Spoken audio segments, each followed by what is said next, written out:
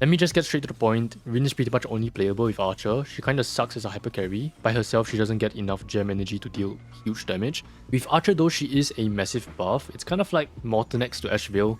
Lends some AoE damage to the team, allowing Archer to better deal with different types of scenarios, which is why the Archer team now deals almost 100,000 DPV even in a 3-target scenario. It's actually crazy because most of the damage dealt is single target, and single target units will actually deal less raw damage.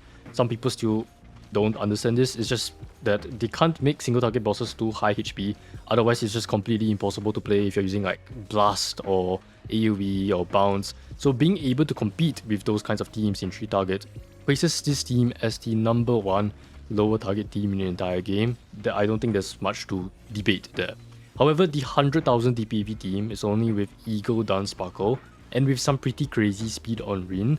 Otherwise, the normal 134 build with Cicidors and Sunday S1 will drop to about 88,000, but still really good in my opinion. For these teams, you want Rin to be faster than Sparkle because it means you can always get a joint follow-up attack each Archer turn. This will give you 4 skill points and a ton of damage. I did try a rotation with Rin being slower than Sparkle, and it did almost 20% worse already. But thankfully, Rin does get a 20% speed boost in the kit, making it easier for her to stay ahead of Sparkle in battle. It only gets complicated if you are running a pseudo 200 speed Sparkle. This would usually be Eagle plus Dance at E0, because one of the action advances is only for Sparkle herself. You might have noticed already when testing her out or trying out in the live server that Sparkle will overtake Rin on the second turn, and this causes us to lose 1 joint follow-up.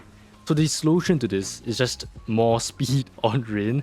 You need 174.8, and then this gives enough leeway such that even if Sparkle double advances with Eagle and Dance, Rin will stay ahead of her. However, this only works if you use Sparkle's ultimate after the first turn. You cannot use her ultimate instantly at the start of the wave, or it will not work. If you have E1 Sparkle, it's much less of a headache because you can run Cicidors plus Dance, so both Rin and Sparkle will get the same amount of action advance. 174.8 speed before the battle is quite hard to do. So if you want to run the slower and more stable 134, 135 setup, that's completely fine. I do recommend that actually in general because it's just easier to play. And the speed tuning for that is 114.6 because of the extra speed Rin gets in battle, so this does mean attack boots.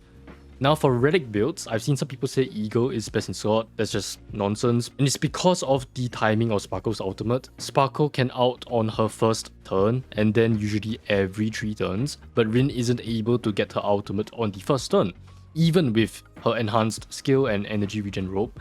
This means she can only get her ultimate usually earliest on her second turn, and by then Sparkle would have already taken the turn, so you lose 1 joint attack in between. This functions pretty much the same as having lower than 174.8 speed, which is why you might as well run a sub DPS build like Genius at the point. So yes, Genius is still better than Scholar and is the best in slot. You just cannot beat this Relic set because the defense reduction is so strong. And for the 2-piece ornaments, you want Penacony actually, because in teams with Archer, he gets too much attack, because Rin also gives 150% attack on top of the 15% rest pen. For Rin herself, you want to run a damage orb, but it's still pretty close to an attack orb, so whichever you have better substats of.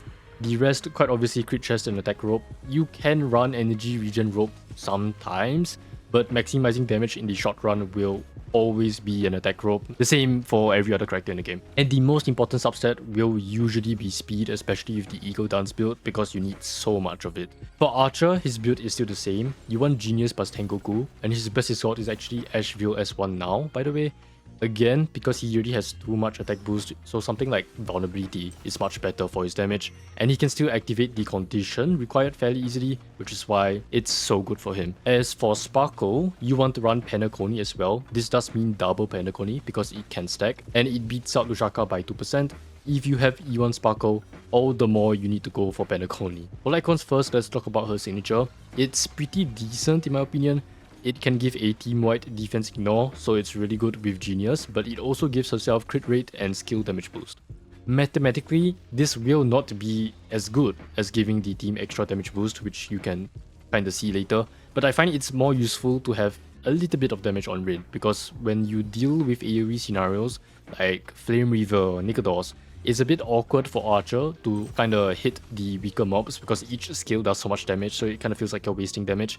So I quite like it when Rin is able to deal with those mobs by herself through the joint follow-up or her skill or her ultimate. In second, we actually have Anexa's S1, and it's because of the 12% defense reduction that she can apply. This is different from her S1. Her S1 gives the defense ignore buff to the team. This one applies the defense reduction to the enemy, and this allows her to run Mortal Axe Blade's Relic, the Master Smith one. This gives her 28% crit damage and 15% damage boost to the entire team. And that's what makes this icon so good. Just a 15% damage boost to the entire team, and it's almost competitive with her S1 already. If not for Master Smith, I don't think it would have performed this well. From here, there is a noticeable gap. We have the Herta S1. It gives skill and ultimate damage after the ultimate. Issue is sometimes you want to hold her ultimate for like the harder part of the fight or wave 2, something like that, because it applies vulnerability. So it's not very consistent and it can kind of restrict your rotation a little bit, so I don't really like it.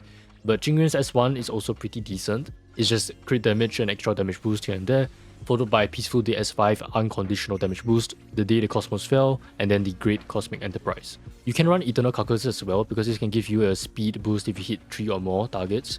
The issue is that Archer sometimes deals with completely single target scenarios, so I don't quite recommend it for general usage. For vertical investment, Rin unfortunately has pretty bad Eidolons like Gilgamesh. I don't really know why, but let's start with E1. It kinda just lets her use her enhanced skill again for no cost, so if you consume 30 or more gem energy, this will deal damage at the same amount of gem energy used the first time, but it will not consume the skill points. So basically in Archer teams you get 1 extra enhanced skill per cycle, and since she doesn't do a whole lot of damage to begin with, it's a pretty bad Eidolon. E2 increases her skill damage by 30%, and skill damage does 130% of the original, in other words an independent multiplier, except quite a lot of damage in this team comes from follow-up attacks or the ultimates. It still came out to be only 20% better. It's okay, but it's not anything crazy. E4 allows Rin to stack the 70% crit damage buff twice for herself, and E6 gives herself 20% rest spend, and after using her ultimate, she gains 24 gem energy and an extra turn. This feels pretty similar to old 1.x, E2 or E6s, and it's also similar in the damage increase.